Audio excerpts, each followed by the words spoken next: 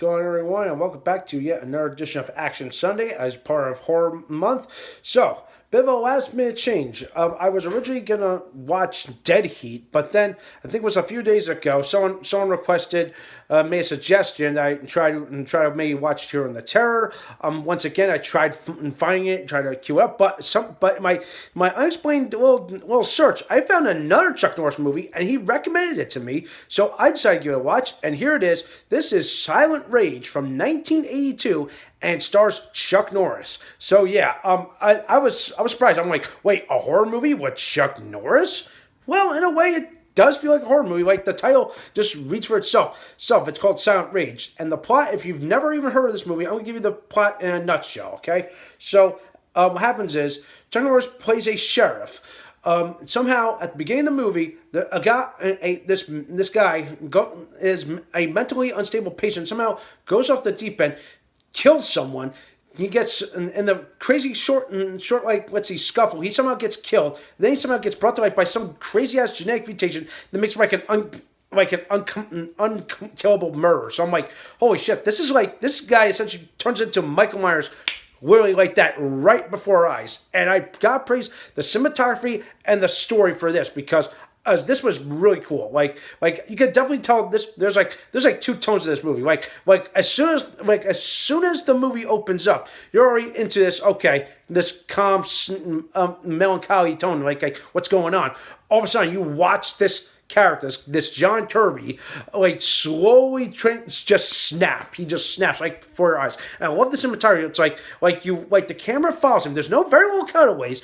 You watch him, but the camera like tracks. It's like a tracking shot essentially, but tracks what's going on. It's like it doesn't just track him; it tracks this other person. And all of a sudden, you just watch him slowly in the background. You see something go off. All of a sudden, you realize something's not right. And then all of a sudden, it just goes from like a calm, nice movie into like literally a slasher movie in a matter of seconds. And it's just great. It's like, it literally becomes almost atmospheric right away. And I loved it. Really great story, right? Really great cinematography. I got praise you guys for that and for the movie for that because it was cool to see that.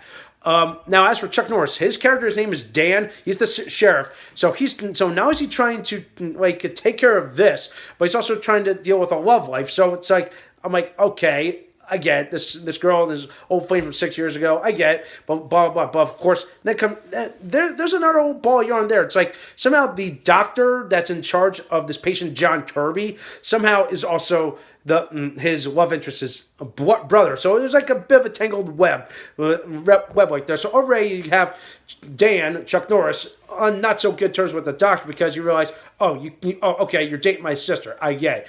But you killed my client kind of thing. But you can kind of see, but like there's a bit of remorse or something. Like they're kind of add, but not too much. But eventually shit goes off the rails and it goes literally from some cool action moments to literally the slasher movie, and the music just really perfect, really accentuates it. All of a sudden, I was like, wait a minute, did they steal this from Halloween?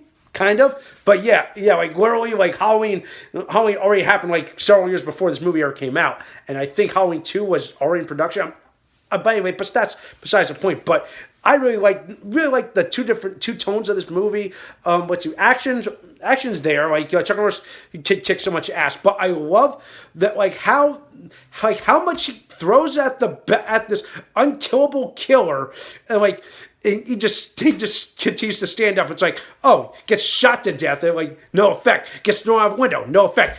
Gets set on fire from an exploding car, no effect. Somehow he just rises up from the water. I'm like, dear God, what could kill him? And it's like, what kills him just this, what supposedly kills him is, I don't want to give it away, is what happens in the final act. And it's like, it's just really good. It's like, you could tell, like, literally, my skin was like literally crawling just watching this last act. Like, the middle act was all okay. Okay, it's like, okay, so we're calm now. There's nothing going on. But when there's action going on where it's like Chuck Norris beating up baddies in a bar, it's fun to see that. But then all of a sudden you go into like, oh my goodness, shit, real scary shit's about to happen, and it works, and it's perfect. I'm surprised that this movie didn't get a sequel. I thought it did because there's a whole lot more they could have explored with this. Also, I think a little bit more expo would have worked for, especially with some of these character backstories, especially with the main villain. Well, by villain I mean the killer. Like, okay, what caused him to go crazy? Like all he just says is, "I'm not feeling well." Now, of course, you just slowly watch him just go off the rails. So yeah. So it tells you what I know. But overall, you guys see this movie to believe it. It's I found this movie on the Tubi app. I definitely recommend this app for everyone. If you can't, if you can't get your hands on any movies like on the mainstream or off of pay-per-view, I definitely recommend this. And with that in mind, I'm going to give Silent Rage an 8.5 out of 10 because it's that dang good. Good for all the action, for the scares, the atmospheric tones. It's perfect. I definitely recommend this. Go find this movie and watch it, all right? So that does for this week. Very much I think. Thumbs this video, subscribe to my channel, and stay tuned for some more awesome and exciting videos.